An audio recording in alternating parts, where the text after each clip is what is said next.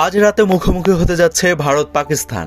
ম্যাচের আগে ভারতের অধিনায়ক সূর্যকুমার যাদব যতই মুখে বলুক, এখন আর এই দুই দলের লড়াইয়ের আগের উত্তাপ নেই, কিংবা এ ম্যাচ নিয়ে শুধু হাইপ তুলেন আপনারা মিডিয়া। তবে বাস্তবতা কিন্তু একেবারে ভিন্ন।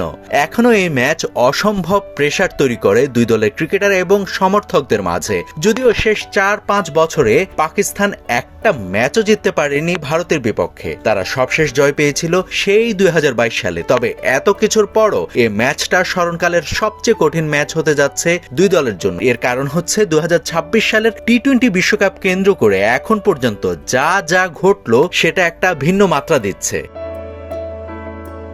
মজার বিষয় কি জানেন, বর্তমানে এশিয়ার মাটিতে অনেকটাই অপ্রতিরোধ্য ভারতের উপরেই আজ রাতের ম্যাচের চাপটা অনেক বেশি থাকছে, ঠিক যতটা থাকছে না পাকিস্তানের উপর। এই চাপগুলো আবার ভারতের নিজের তৈরি করা। যেমন ম্যাচ শেষে পাকিস্তানি প্লেয়ারদের সাথে হাত না মেলানো, উগ্রবাদীদের দাবির মুখে বাংলাদেশি ক্রিকেটার মোস্তাফিজুর রহমানকে আইপিএল থেকে বাদ দেওয়া এবং তার পরিপ্রেক্ষিতে টাইগাররা বিশ্বকাপ বর্জন করা, এই সবই আসলে পাকিস্তানকে ভারমুক্ত করছে, উল্টো ভারতের ক্রিকেটারদের উপর চাপ তৈরি করছে।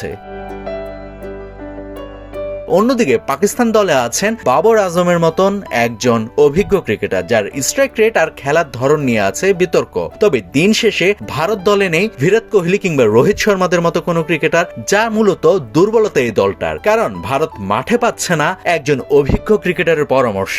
তাছাড়া বাবর যেমন মিডল অর্ডারে হাল ধরতে পারেন, ভারতের ব্যাটসম্যানরা সেটা পারেন না। কোনো সন্দেহ নেই যে ভারতের ব্যাটসম্যানরা সবাই বিস্ফোরক।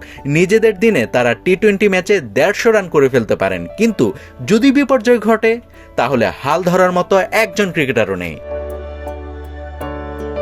প্রেমাদাসা স্টেডিয়ামে সন্ধ্যা 7:30টায় শুরু হতে যাচ্ছে এই ম্যাচ। তবে ম্যাচের আগে বিতর্কের আরেক কারণ হচ্ছেন পাকিস্তানি বোলার উসমান তারিকের বোলিং অ্যাকশন।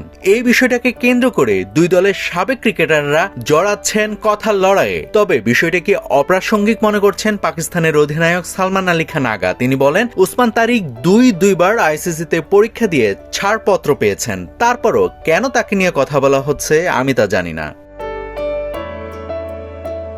যাই হোক, দিন শেষে কিন্তু 7-1 না, এটা 2014 সালের ব্রাজিল জার্মানি ম্যাচের স্কোর নয়, বরং টি-20 বিশ্বকাপে ভারত পাকিস্তানের জয় পরাজয়ের পরিসংখ্যান।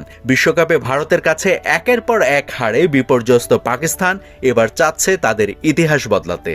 পারবে কি তারা? নাভিদ হাসান, সোনালী নিউজ।